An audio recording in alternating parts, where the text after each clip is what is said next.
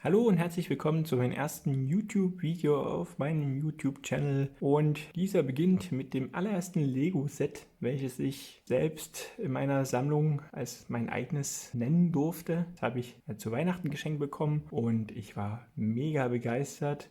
Das ist der Lego Strandbuggy. Ja, Set 6528 aus dem Jahre 1989. Wer hätte das gedacht? Schon ganz schön lange her.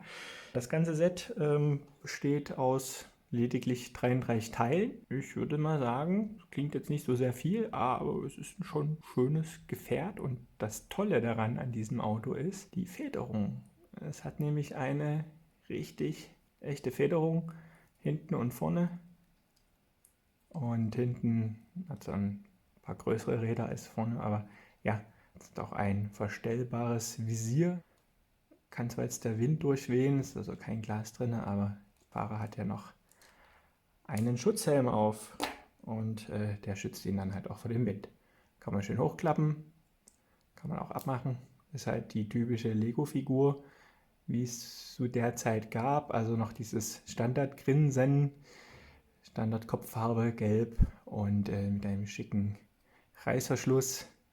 Naja, es ist halt, naja, zu der Zeit war dieser Körper halt weit verbreitet in unterschiedlichsten Farben, rot und blau etc. Und auch dieser Helm ist jetzt hier nichts Besonderes. Setzen wir mal wieder rein. So.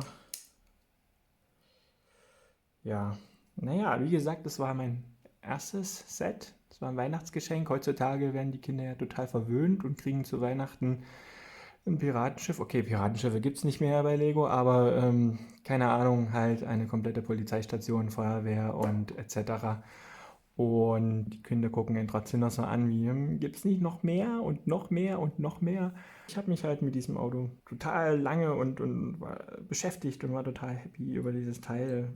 Der Strandbuggy ist eigentlich noch relativ aktuell. Also man könnte ihn jetzt auch in eine aktuelle Lego-Welt reinsetzen. Die Farben sind jetzt zwar nicht mehr so präsent in den Lego-Welten, aber der Strandbuggy ist halt leider nur 4 Noppen dick, was jetzt nicht so verbreitet ist. Heutzutage haben die meisten Stadtautos 6 Noppen Breite oder die neuesten Speed Racer haben ja sogar jetzt eine zum Teil 8 Noppen Breite von den Autos. Und aber dadurch, dass das jetzt hier noch ein kleiner Strandbuggy ist, der auf dem Strand rumfährt und auch nur für eine Person gedacht ist, denke ich mal, ist diese 4 Noppen Breite auch noch vollkommen akzeptabel.